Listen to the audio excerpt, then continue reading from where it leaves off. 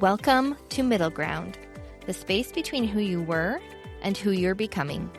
I'm Bryn Erickson, life coach, mom, Latter-day Saint, and just a fellow work in progress. Consider this your space for all of it. The real conversations about faith, relationships, health, finances, identity, sexuality, and every beautiful, messy piece of being human.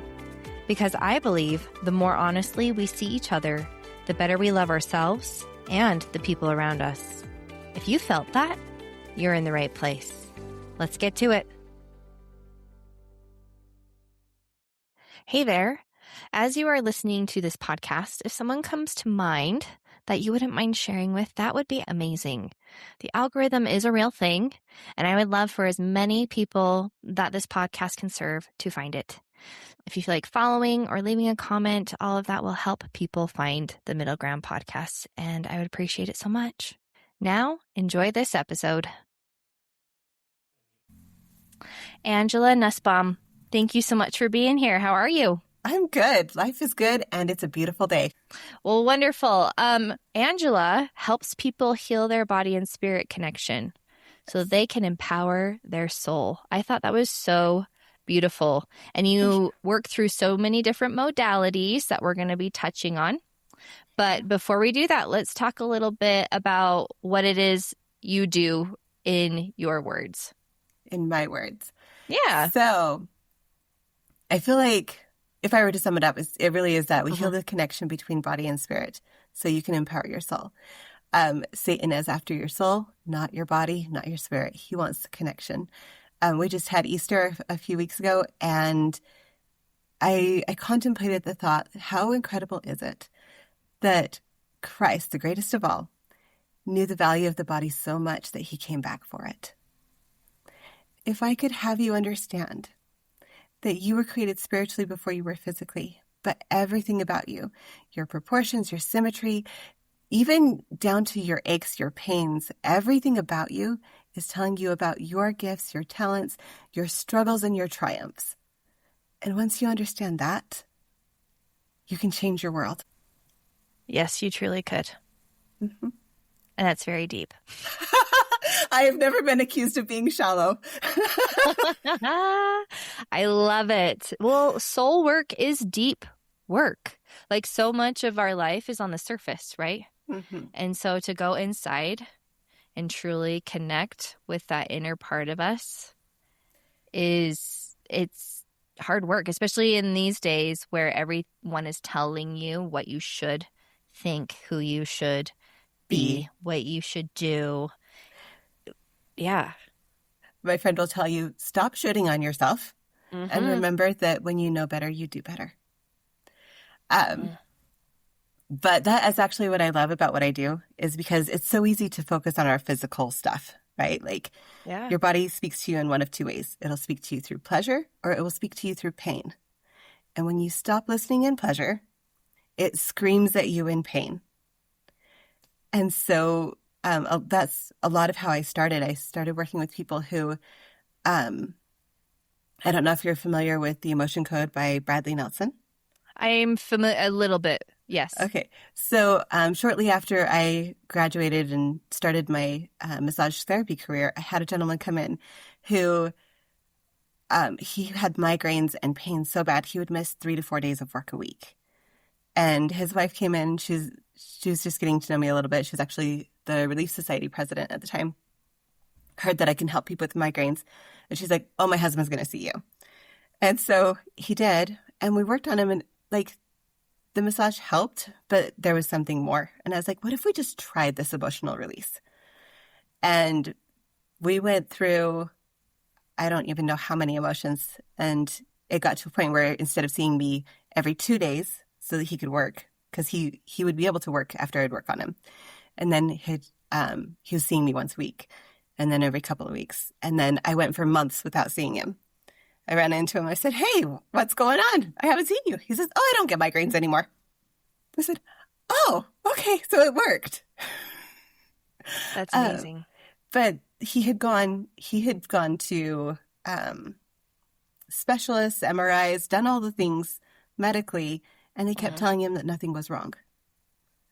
And I think that's the power of kind of that holistic model and allowing yourself to recognize that you are more than a body and allowing yourself to heal on a spiritual, mental level. And that's a component of what I do. And how did you find yourself in that space then? What drew you to, so massage therapy was kind of your foot in the door? In the door, absolutely. Okay. The school that I went to, they taught me Reiki, they taught me shiatsu, Thai yoga, crystal healing, lots of those different ones. So I had an exposure to it. It was actually really interesting. I was pregnant with my daughter at the time. And I watched, so crystal healing, they'll use crystals to balance your energy. And so they were doing me and they could not get my center to balance. And my teacher finally came over. She said, well, you're trying to balance her and her baby wants to be balanced. And so she did a whole little thing on my stomach and my baby balanced and then it was fine. And it struck me like how important it was. Like here I am growing this baby inside of me and she needed love and attention too. And it was so obvious. And it also helped me recognize some of the gifts and some of the spiritual gifts that I was already utilizing even as a child. I could feel my family's emotions as if they were my own. And then I got to a point where I remember, and this is kind of sad, but my mom had made some comment to her sister on the phone about, well, Angela and Rachel are really good kids. We were the oldest. Okay. But Lisa just gets me. And I was like, are you kidding me? I have been doing all this stuff to emotionally help you, and you don't even notice it. And so I shut a lot of those gifts down. And so actually going to massage therapy school helped me open up and remember them again and to consciously choose in. So that was really fun. It was also, I live in a world where I've done like the energy healing conferences and several things like that. And there's a stigma. Either you're like all in or my mom is one that's very skeptical of such things. And she says, Angela, you have to be so careful. You could lose your testimony. You could fall away. And so being very aware of my spirituality and my relationship with God was absolutely essential. And so it took me on this path to say, okay, how can I make sure that I am truly aligning with my faith in God, but also using the spiritual gifts that I believe He's blessed me with to help the other sons and daughters of God? So I consider what I do to be very sacred work. And how did you answer that question then? To my mom? Or to yourself even? How am I going to balance this? How have you found that balance? Some days I do, and some days I sit there and I say, okay, where am I at? I think, well, okay, so faith, we're going to define faith. And let's do it. I would love to hear your definition of faith. Ooh, my definition of faith. To me, faith is belief, and it is what you choose to guide you.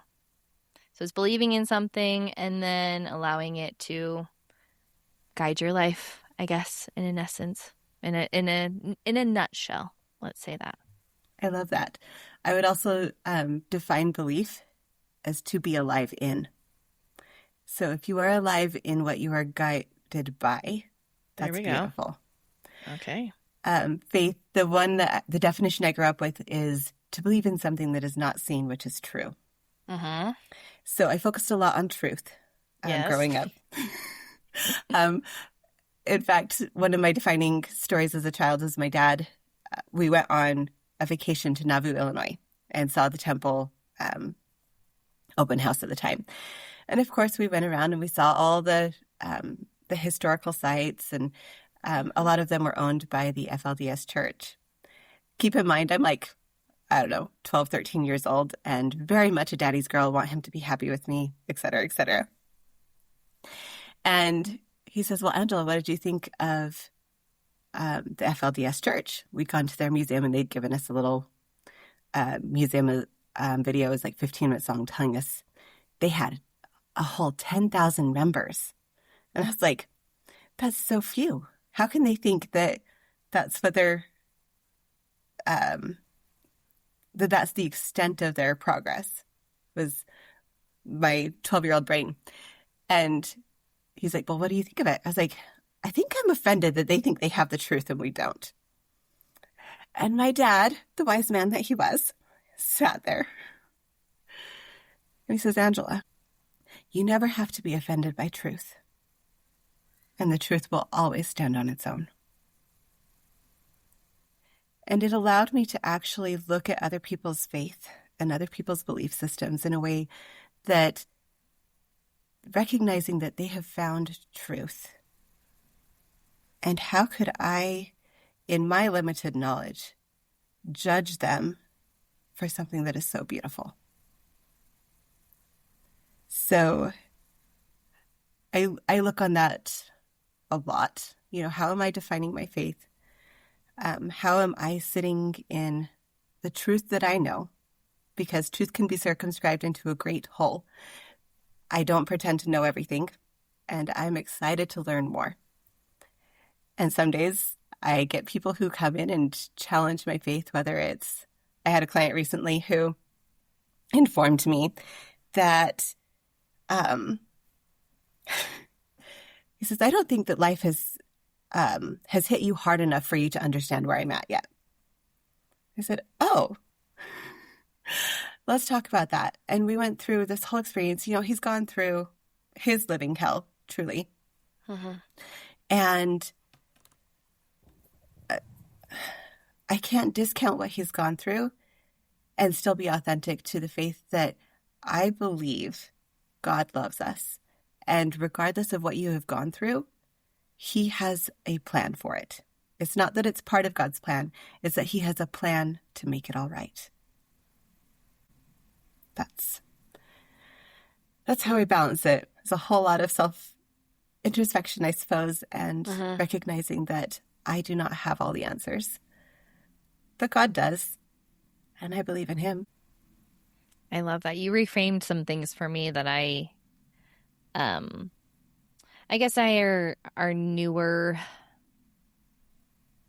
areas of concern for me as far as the language goes and how I used to view things. So my definition of faith was pretty much the exact same as yours. So then when my foundation of truth began to crumble, it was like, well, what do I have? Like, what is my faith? And so that's why I had kind of eliminated that part of it. And now I am becoming more expansive in my view of truth. And that is, for whatever reason, the Church of Jesus Christ of Latter-day Saints was the true, but all the other churches and beliefs had parts of the true, but ours was still the most true. Right. And that was my belief. However that came about, I don't feel like I have to put blame. I don't have to find a source of where that came from. But Absolutely. That's how I perceived it until the past 6-ish years. And it has served me really well to believe that truth is all over the place. Amen. And Amen. Everyone has truth to offer. And if it brings light and goodness. And I love what you used to describe, we all seek, what did you say, pleasure or pain? Like that's how we experience. Our bodies will speak to us in one of two ways. Yes. Okay. Pleasure or pain. Could we label that as either traditionally what we have said is good or bad? Would that Absolutely. be the same extent? Okay. Yeah. But I love how you said pleasure or pain, because then it doesn't make it a moral dilemma. Right.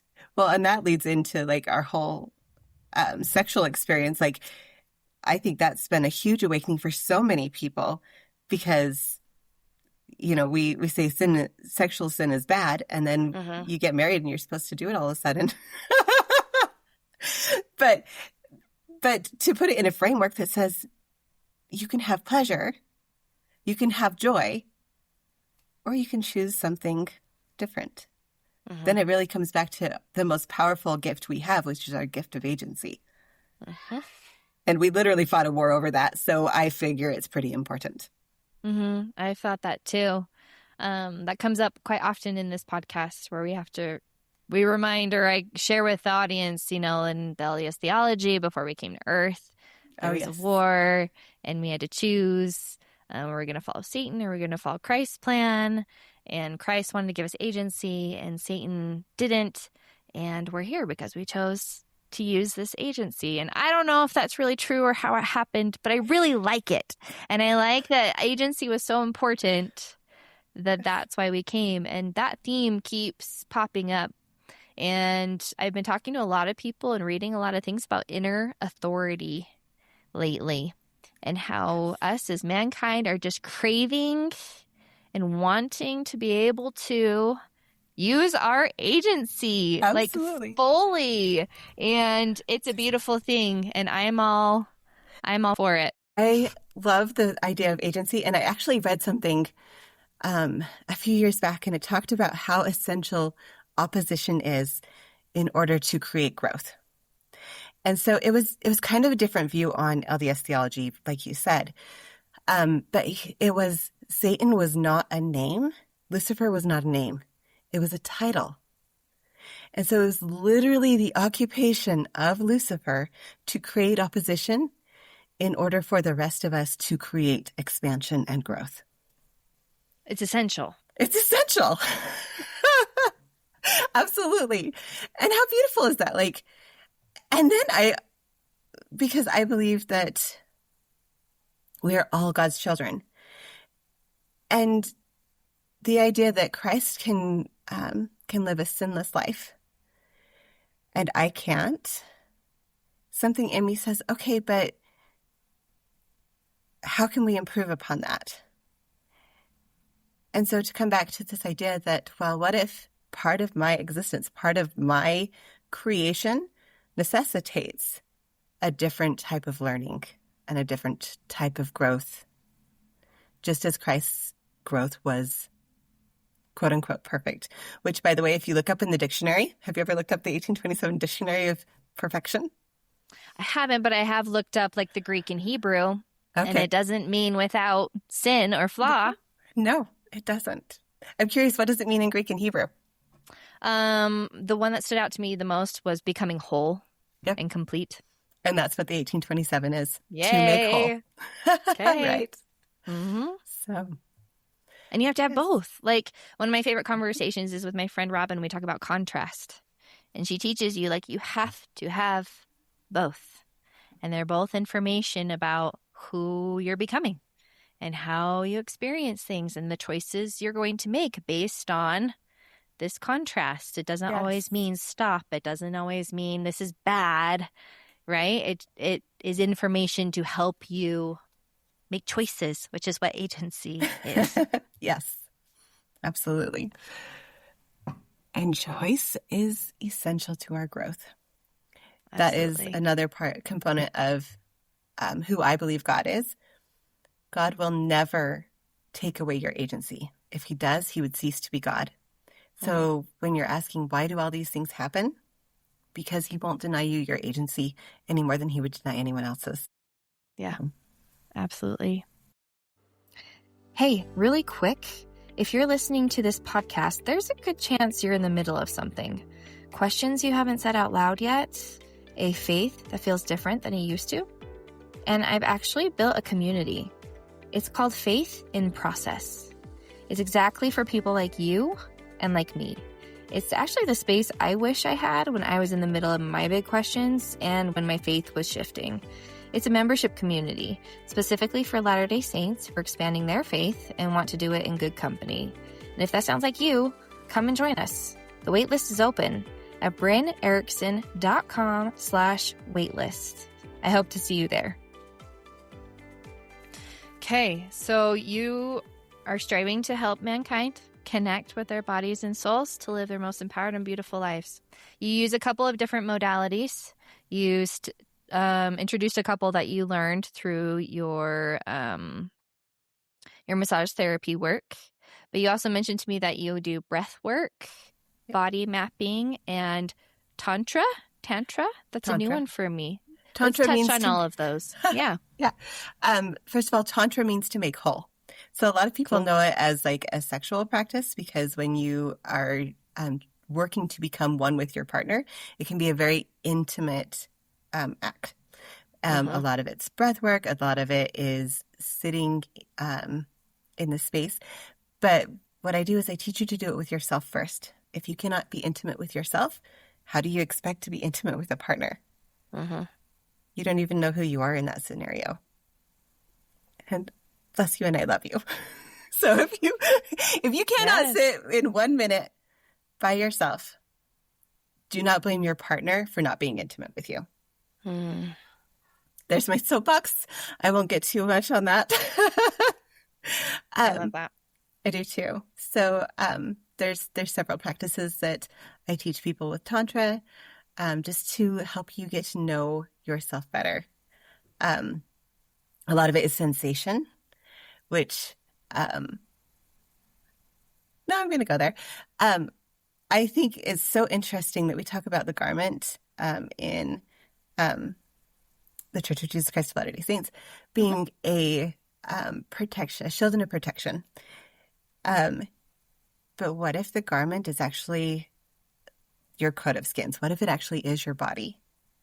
Like, and I'm talking, and I'm not saying don't go wear your garments. I'm not making a stance on that. I'm saying, what if you allowed your sensation, your body, to literally become so aware and the sensations to be so conscious that it literally is a shield and a protection to you? You can gnaw on that a little bit, but I think it's beautiful that God created something of such vital importance and made a way for us to always be shielded and protected. That would make sense, because we say that the Holy Ghost, which I don't know the difference between the Spirit and the Holy Ghost anymore, but the Holy Ghost is a voice that can give you warning or insight or, essentially guide you. It's a guide. And so when you say that we are so in tune with our bodies, the physical, the soul part, the inner part, that it would be a shield and a protection to us, like that makes complete sense to me. Me too. And this was one of those things that I sat with and I really had to examine for myself. Like, am I genuinely seeking God?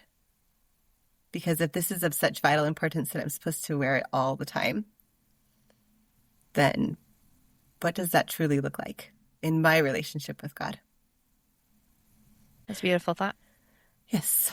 And I can totally get on tangents. So then going back to the others, let's see. Yeah, I love it. All the thoughts, bring them to us. All the thoughts. Body mapping was created by Laurel Houston. And it's basically your body, your proportions, your symmetry, everything about you was created for you. And so if you ever look at a map, there's that little key in the corner and it tells you this is what this means. This is how many miles per dot, or, however, that's your key.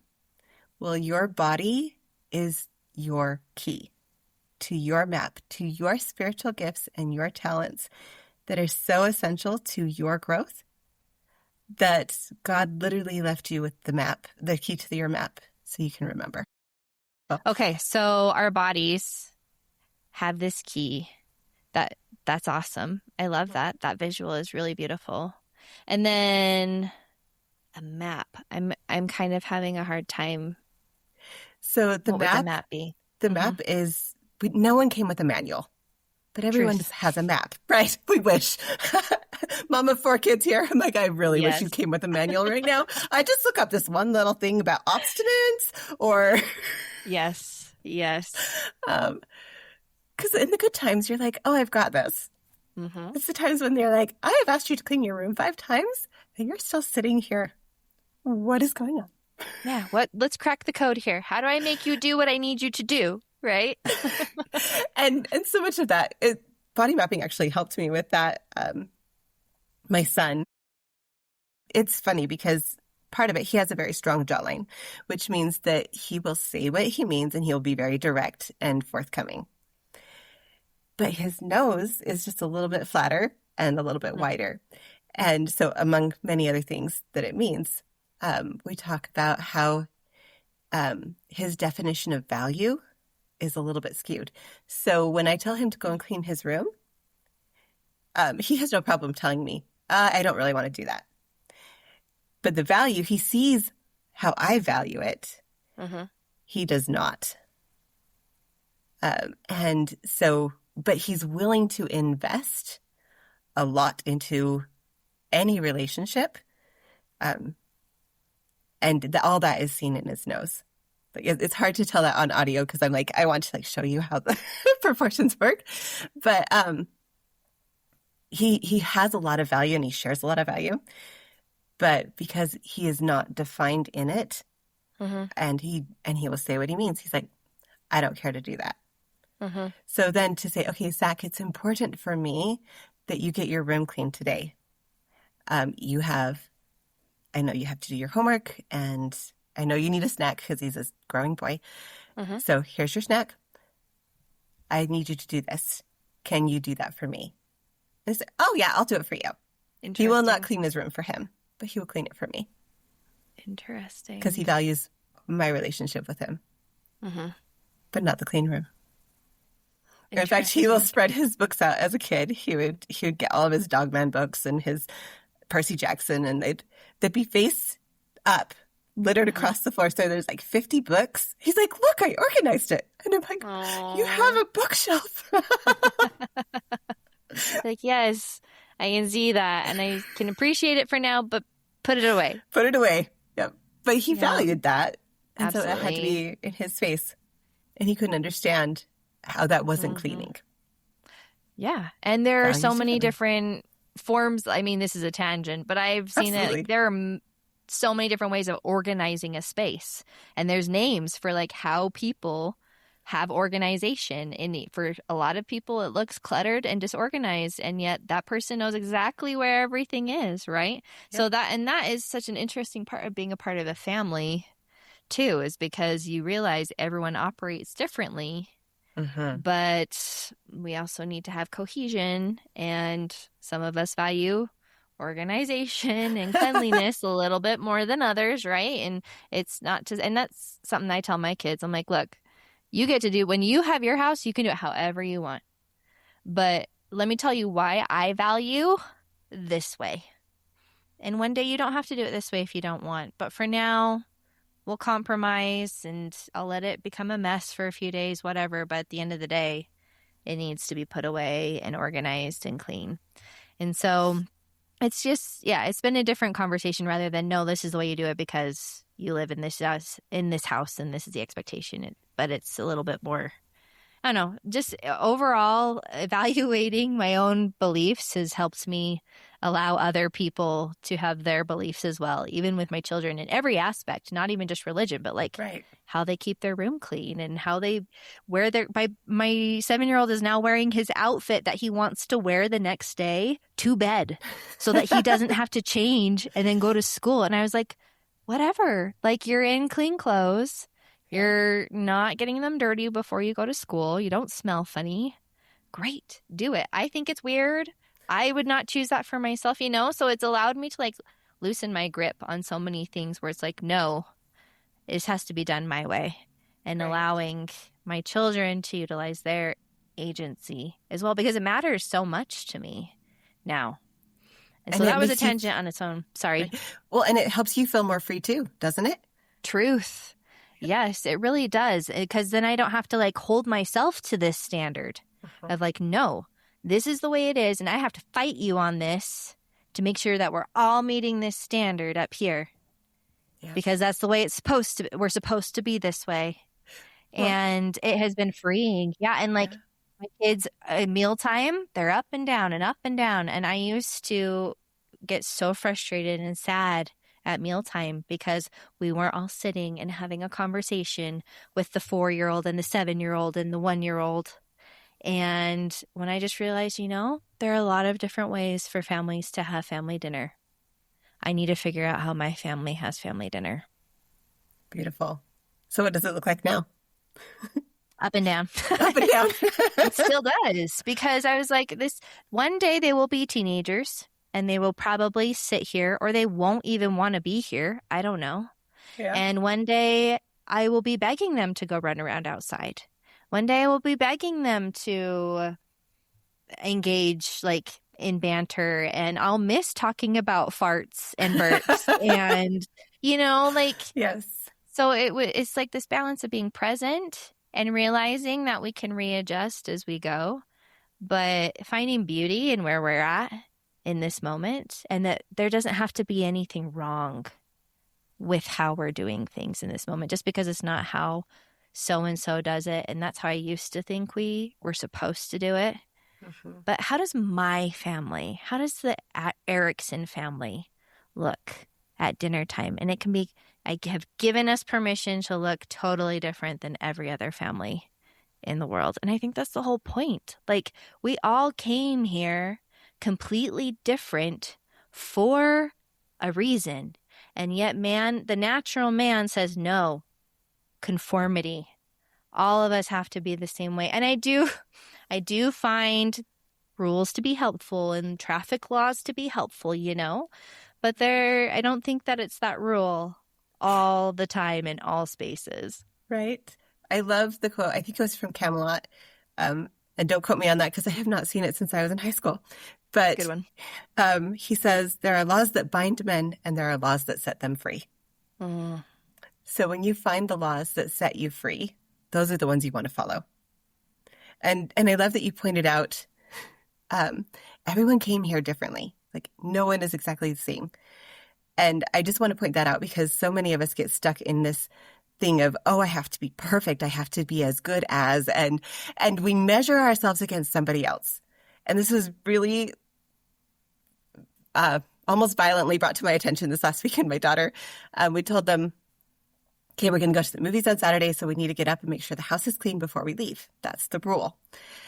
And so my 16-year-old got up and she was busily cleaning the kitchen, and she had the kids on board, but they'd come back and forth. I have 4 kids. So the 14-year-old was sitting on the couch. The 12-year-old was in helping her, and the 9-year-old was in and out of my room. I was like, I don't even know what's going on. Like, just give me a minute, you know? So I'm literally brushing my teeth, and my daughter comes in. She's like, Mom, why am I the only one who cares? I was like, what do you mean?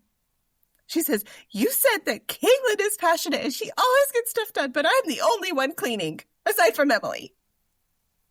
I was like, oh, sweetheart, just because I noticed Caitlin's passion doesn't mean that I missed your persistence. And we got to sit down, we got to have a conversation about how she's not her sister, and thank God for that. Mm-hmm. But she has something that is of so much value and so much goodness in her that I would never want her to stop being her. Any more than I would have my 9-year-old stop being the pushy, bossy person that she can be. Yeah, isn't it so interesting how our kids are listening to us even when we think they're not listening to us, and even when we don't say the words, they're paying attention to our tone and our demeanor, and just they're so observant even when we think they're not. Right. Well, and that was done just ironically. I had been talking to my neighbor outside. She was inside, and somehow she registered that in her brain, and this was important, that Caitlin was the go-getter, and somehow that made it so that she wasn't. And I think that's like so often we do that comparison, right? Like, oh, well, so-and-so is really good at that, so I'll never be as good as they are. Mm-hmm. I had I went to an event one time, and it was a beautiful thing. Like the guy was teaching color profiles and like all this really interesting, amazing information. My mentor was there, and she does body mapping and breath work and all these things. And this lady hurt her back, and so I went and I was helping her. And I made some comment about, I'm really sad that you're missing out on all the things that they're teaching.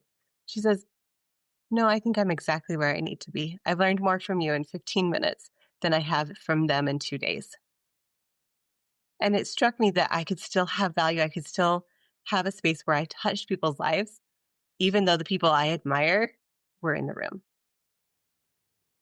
That's really powerful.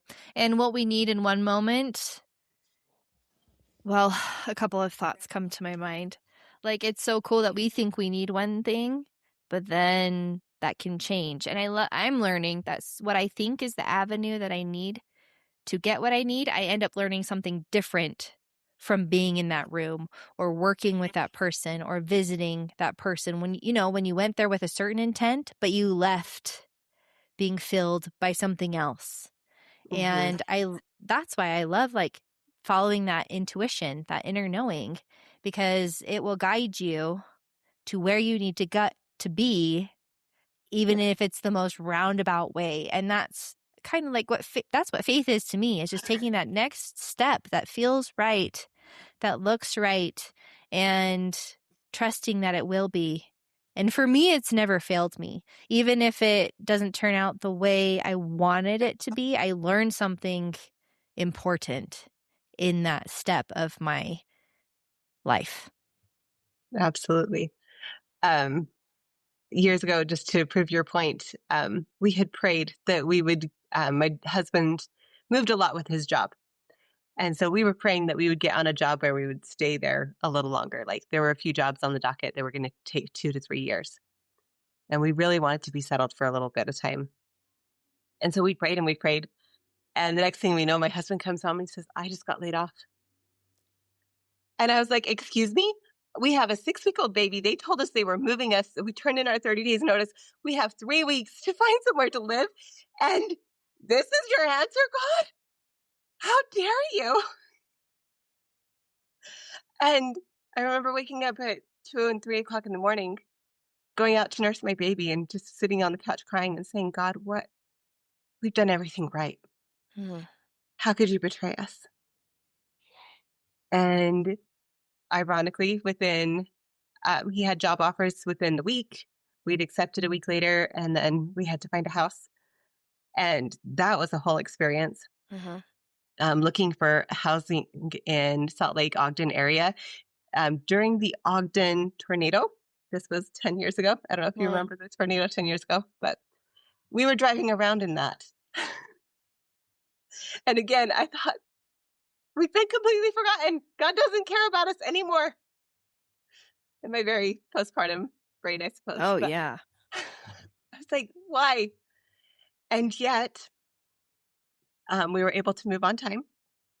We found a house, and it actually was a block and a half from the home where we now own. All of this worked in conjunction to make it so that we had a very literal answer to a prayer that we wanted to stay in one area for a while. But I was convinced that we've been forgotten and that everything had turned against us for a few weeks. And it was literally the miracle we sought. Yeah. So good. I thought this is going a different direction, but a thought I had when we were talking about your kids, how much of our trauma is, because there's the trauma of people of acting upon you against your will. And then I sometimes wonder if there's trauma that we create based on our perspective of what someone said or did and how we interpreted that. Thoughts Absolutely. on that? So trauma is created when we don't move through it. So it's created by an emotion that gets stuck in our bodies. Okay. PTSD, or like, we all have trauma, and our brains don't have a meter that says this is worse trauma and that's better trauma. It's all trauma. It has no way of, so my husband yelling at me could be the equivalent of someone else having someone wave a gun in their face, because that's just not done. Right? Like, that would be the level of trauma. So, how we cope, our coping mechanisms influence it, but also like how we perceive it. So, the things that you're going through right now, you have the gifts, the talents, everything about you was built to help you master and have success in your life. So when I look at the things that you go through, I'd be like, oh, I'm so glad that I'm not you. Right? And you might look at me and say, oh, I'm so glad I'm not her. It's not that we're going through less trauma. It's that we have the gifts and the set knowledge that will help us through it. But when we deny who we are, when we go into a trauma state, it's because we have perceived that we are not capable of moving through it. And that's what keeps us stuck, is our own faith, our own belief system. And sometimes it requires someone to help us learn or remember the things that we need to in order to move through it.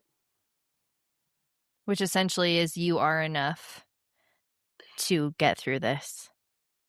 Not only that you're enough, but you were designed to succeed. So specifically when I work with clients, I work from 4 pillars. And because they were so essential for me to understand, to move through my own struggles in life. Okay. 1, you were created by a divine being. You were designed for a specific mission and purpose. You were designed to succeed, and your agency is paramount.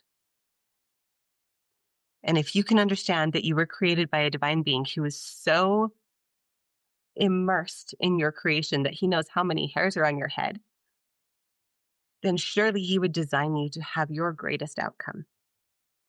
Because I don't put that much effort into something I don't love. And if I love something, I want it to succeed. You were designed for a specific mission and purpose. If you've ever studied frequency, this is really fun. Are you familiar with Dr. Emoto's Messages in Water? No. Tell me. No. Okay. So he was a scientist. He took water samples from all over the world, and he would freeze it and take pictures of the crystals that it would form. And then in addition to that, he started doing samples where he would expose them to different frequencies. He would expose it to the word joy or hope, and then he would expose it to anger and hate. And the ones that we consider negative emotions, when he froze those samples of water, they would come out as just these bubbles and like no structure in the water. Okay. But when you had the joy and the peace, when he would freeze those samples, they would come out as these beautifully symmetrical crystals. Now, if you think how much water we have in us, do you think that maybe frequency influences our lives a little bit? Oh, I already believe that. Yes, without even knowing that cool fact. Right. Yes, very much so. So if everything around us is shaping us and making us more organized, more symmetrical, or less organized, then whatever circumstance you are put into, you are the frequency that answers that resonance. And the cool thing is once you master your own frequency, you actually get to heal the entire board. That's really powerful, because I was actually, I think a lot about, especially in our religion, because that's what I know. But there's always been like these set things, like you avoid this, you avoid this, you avoid this, you do this, you do this, you do this, then you will have the outcome that you desire.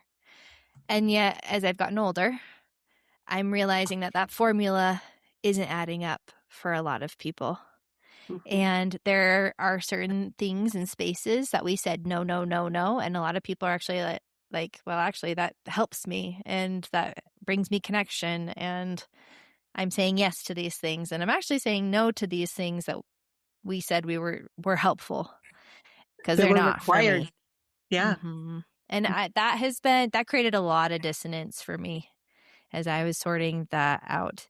But just kind of a funny example, my husband and I went to a concert at a club this weekend on a whim. And Fun. it was a little more intense than we anticipated, but it was quite the adventure and a lot of fun. And I talked to my husband on the way home. I was like, growing up for me, being in a space like that would have been an absolute no, because I was taught that when you're in these spaces, the spirit can't be there and it leaves you. And so we talked about that. And I was like, I don't feel any different. In fact, I had a lot of fun and I loved observing the people that were there and how they were enjoying this experience and how they were partaking of it. And I wouldn't choose to do a lot of the things that were taking place around me. But does that mean it has to be wrong for me or for them? Just because I choose not to. And that has been really interesting for me. But again, like allowing people to use their agency and be an observer without judgment or criticism has just been such a more beautiful and empowering experience. And then taking more ownership of my own. And I don't remember what you said that made me think of that, but I hope it relates. I'm not sure either right now, but I'm sure the person it was for, it'll ring and they'll be like, oh yes, I know exactly what that was. Because that's the beauty of it, right? Like we hear the things that we need to hear. And I truly believe that we are blessed.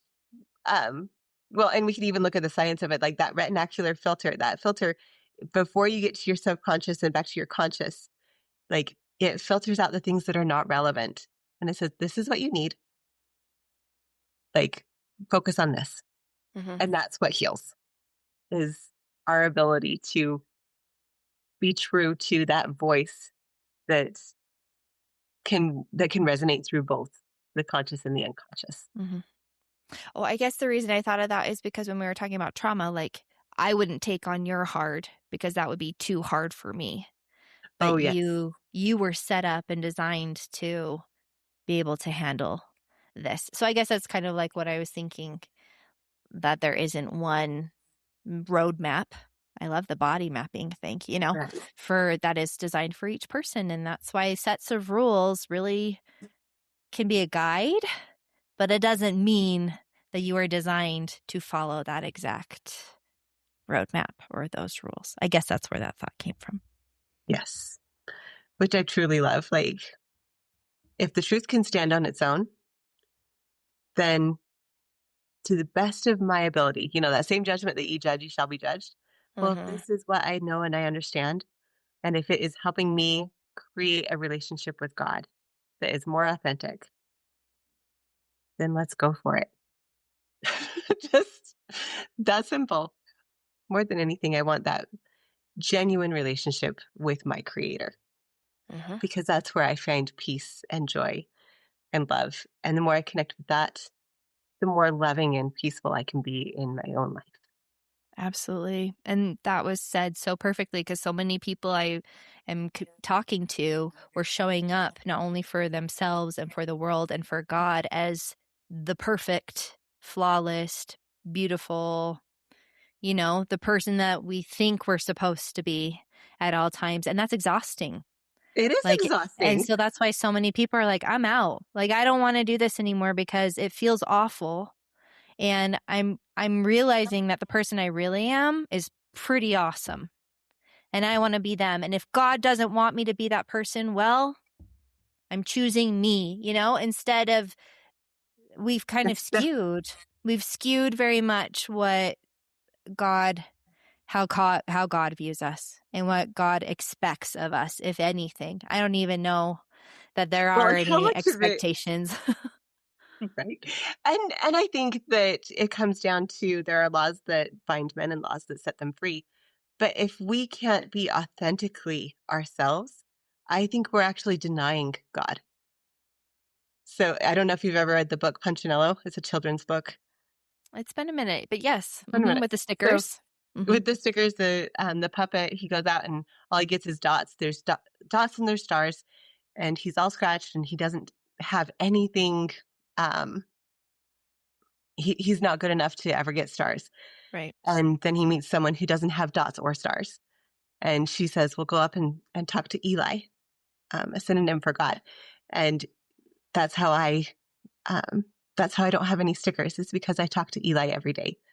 And he goes up and he talks to Eli, and Eli just reminds him, he says, "Who are they to judge you?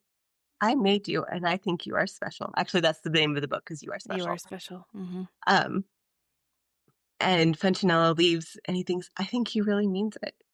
And a dot falls. We get so caught up in this culture and this society that says we have to be, and we have to be part of the herd, and we have to do X, Y, and Z. But truly, belief, gospel according to Angela, Okay. if we truly understood our own brilliance and our own identity, we would never settle for what anyone else told us we should be. Amen. And I will stand on that rock. I love it.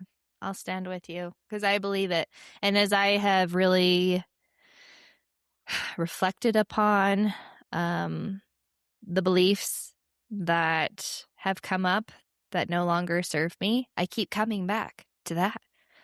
Like God just loves me and wants to connect with me exactly as I am and to bring my whole self. And imagine if we could do that in our relationships too. Oh, it's so much fun when you do. And that's where your work comes in. And that's why I love people that are so willing to, whether it's coaching or therapy or counseling, that there are people out there with the skills to help us connect with ourselves so that we can connect with others in authentic and loving ways and allowing other people to do the same thing. Yes, agreed. I love it. And there So are good. so many good people out there that truly are voting your victory. So, Yeah. and I'm grateful Yeah. that you are doing what you're doing and sharing that. It's fun. Well, thank you. In my little way, it's exciting. Before we wrap up, are there any experiences that you want to share of people you've worked with or yourself that come to mind? I mean, I've shared a few. Mm-hmm.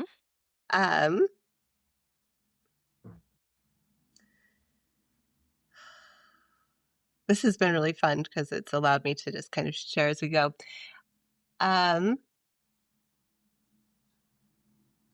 If not, So that's okay. one of my favorite clients actually came in the first time he met me. He came as a massage client. And I said, "Okay, what do you want to focus on today?" And he says, "Well, my shoulders hurt, my hips hurt. I do this and this. And so I have a lot of shoulder and neck pain." I said, "Okay." He says, "Oh, and by the way, I'm atheist. So none of that stuff." He'd seen my mantle when he came in, and there's a picture of Christ on it. He says, so none of that other stuff, like you're doing a massage, so you're not talking about, just so you know, I'm atheist." I said, "Okay, well, go ahead and get on the table." And it was so much fun over the next few months. He shared a lot of what he was going through and his struggles. He was actually raised LDS and Mm-hmm. had a hard life and blamed God for a lot of it. So after a couple months, he comes back and he says, "Well, I think I'm agnostic." I said, "Oh, okay. Well, go ahead and get on the table." And a few months later, he comes back and he says, "I'm a Taoist." I said, "I don't know what that is." He says, "Well, basically," and I'm going to swear, he says, "God put us on this earth, but he doesn't give a damn about us anymore." I said, "Oh, okay. Well, get on the table." A few months later, we've talked about several things, and like he ended up mentoring with me over it was about 9 months. And he comes in and he says, "Angela, I think I'm a Christian." He was like, Wow. oh, great. Get on the table. And it was so much watching his progression, his healing journey. Um, Mm, of like it wasn't just the physical release, but he had so much to heal, spiritually, and to be in a state where he could come in and stay. And it wasn't about going from atheism to Christianity. That wasn't the theme. right. But what he did was he Right. healed the part of him that wanted the faith, that wanted to be alive in something different than the pain and the chaos that he was going through. Mm. So whether you're atheist or agnostic or deist, um, I love the conversations that help us heal our spirit and our physical, because truly I believe that that is where we empower our entire society. Yep. I'm right there with you. I think mankind is craving that, and we want that, and we got to figure out a way to do it in conjunction with religion, because that's how a lot of us were raised to operate, is Well, and religion and religion is practice. structure. Correct. It's So structure. So that's why it's not like totally disregarding it, but like, how yeah. can we do this in unison with whatever that looks like for you? But this is like the structure and the framework that a lot of us have. So let's use that to help us rather than hurt us. Yes. Yeah. Because like any tool, if you use it wrong, it hurts. Yeah, absolutely. I would never use a hammer to do a screwdriver's job. Yeah, exactly. For sure. Oh, Angela, this is so great. How can people find you and what do you offer? So I'm currently offering a 3-month package where you come and just work with me one-on-one. We do that in person or on Zoom. Okay. I have a lot of people that have actually preferred the Zoom. It allows for a little bit more flexibility in their day. Yeah. You can reach me. My website is empoweredsoul.me. The .me is important. Or you can reach out to me through Facebook. Um, you can just look up Angela Nusbaum.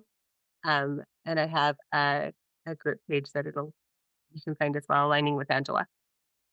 So yeah, reach out to me. I love to have conversation. Um, I'm very passionate about what I do, and I want you to see and remember who you are. I love it. I think we all want that too. We just want to be loved as we are and love ourselves, which is such hard work. But once you start putting it in, you're like, oh man, it is hard for me to love me as I am. And who am I? Like, it just starts this beautiful journey of growth. Well, and then when you get to the point where you're like, why wouldn't I love me? I'm phenomenal. Thank you very Mm-hmm. much. Like to get to Mm-hmm. that point and to feel that healing where you're no longer dependent on someone else's perception of you, because you know so deeply who you are that you Mm-hmm. can't. I love the scripture in Helaman 5:12 where it says, remember, remember, my son, it is upon the rock of your Redeemer, who is Christ, the Son of God, that you must build your foundation, a foundation whereon if men build, they cannot fall. If you are built on the foundation of who you are in Christ, other people's opinions don't matter quite as much. Yep. So. It's awesome. Okay, well, let's get everyone working with you. That'll be great. Empower all the people, right?